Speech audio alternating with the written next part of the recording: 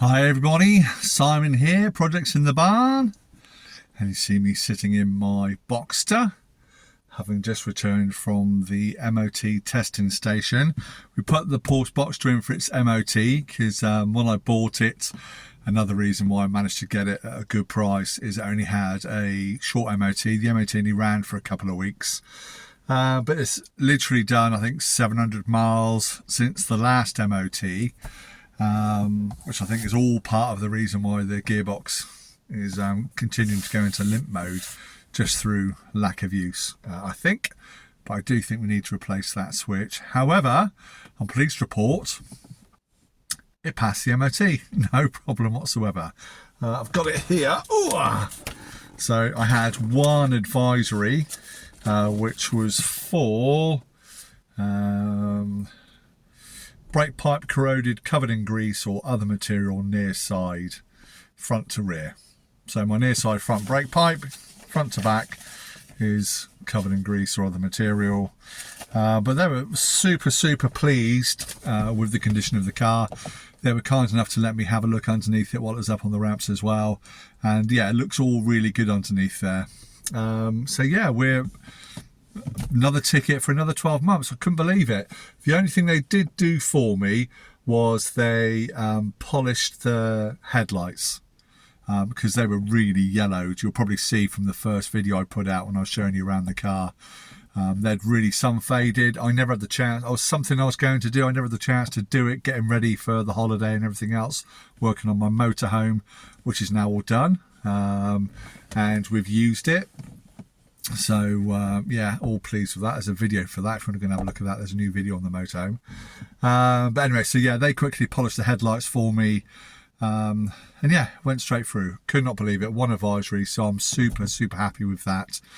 And again, I'm continuing to drive it, and it's just intermittent with the limp mode on the gearbox. I say still drives fine in limp mode, just doesn't go into fifth gear.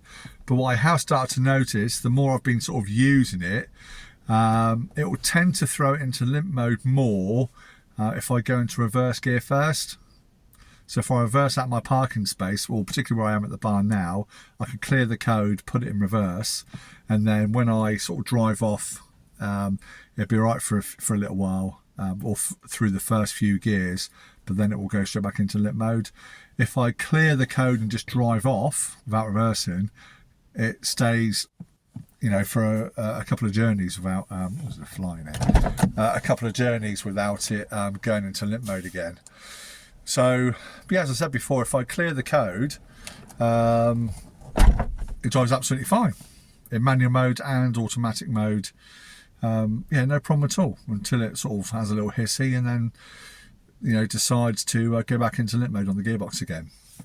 So what I've also done, I've contacted a couple of companies that are Porsche specialists and the main dealer near to me. The closest official Porsche centre to me is Bournemouth. I've messaged them. I've messaged Banhouse, I think you pronounce it, up in Blandford, and JMG Porsche, which is sort of Ferndown, I think, here in Dorset. They haven't got back to me, but Banhouse did, and they've quoted me 200 and, let me get this right, I think it was £295 plus VAT for a minor service, so an oil service. They quoted me £350 plus VAT for a gearbox oil service. Excuse me. And they've quoted me £550 plus VAT to replace the multifunction switch on the gearbox, which seems to be the diagnosed problem with the gearbox. Now, those that have been following the channel for a while know that I like to do everything myself, or as much as I can do it myself. The only reason I considered using a Porsche specialist is, much like the Jags really, people like to see stamps in the book. But I think, and I'll put this out to you guys, the car is of an age, it's 25 years old, although it has got really good service history. The book itself, the last stamp in the book was about 2016, I think. Ever since then, it's just been garage invoices printed on paper. So they haven't been maintaining the record in the book. So, do I fork out, get it done at a garage just so I can get the Porsche specialist or the official Porsche Centre stamp in the book, or do I just, which is what I'm thinking now, is it's just such an old car, just do it myself. You know, everything's recorded. I video all my stuff, and I keep everything that I do, all the paperwork that I do on all my cars. So I'll have a documentary trail of all the work that I've done, a video trail of all the work that I've done. And so I'm thinking I'm just gonna do it myself. It's something that I can do here. I can do it up on axle stands. It'd be so much easier if I had a lift, but I don't at the moment. So it's something I could do on axle stands. At least then I know that it's been done. So that's what I'm thinking of doing myself. I just can't bear to spend £400 or £500 just to get the oil change in my gearbox. I mean, I know it comes with a bit of a price tag, but the parts are actually surprisingly cheap.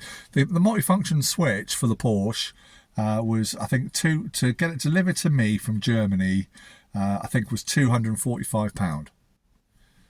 Right, so £550 plus the VAT, which is another £110 on top, so 660 quid. The parts £260, so I'm paying £400 for somebody to fit it. And it might be, I don't know. Well, at a specialist, I would say probably 2 hours work. It might take me a day, but you know, that's what I enjoy doing. So I think I'm going to do it myself, but please, you guys, let me know. What would you do if this was your car? Although there's money in the car to have it done at Porsche, you know, because I did get it at a very good price. That money I can spend elsewhere. You know, that'll pay for all the braking system on my XKR. It'll pay for a set of tyres on the XKR. And I think my money is much better spent on that, because I still want to get that done over the next couple of months, you know, before the summer. So I think I'm better diverting my funds to the XKR as opposed to paying a Porsche garage or Porsche specialist to do this, which is something I can do myself. That's my thoughts. So there we are. I just wanted to let you know how the car got on for its MOT, because I know I mentioned it in the last video, and yeah, I'm pleased to report it went straight through. So happy days, another 12 months motoring. I can live with the gearbox for a minute, and it's just something I'll just get on and tinker with as I own the car over the next month or two. So yeah, but let me know what you think. Shall I fork out, get it done at a garage, or do it myself? I'll wait for your responses. But that's it for me for now. Just a short video, a little update on the Porsche. Thank you for all the positive comments on the car so far. Yeah, everyone sort of seems to like it, and I think the colour is an agreeable one too. So thank you so much for your positive comments again. And yeah, so that's it from me. So I'll say thank you very much. And as usual, I'd like to invite you to subscribe to the channel. Hit the thumbs up if you enjoyed the video.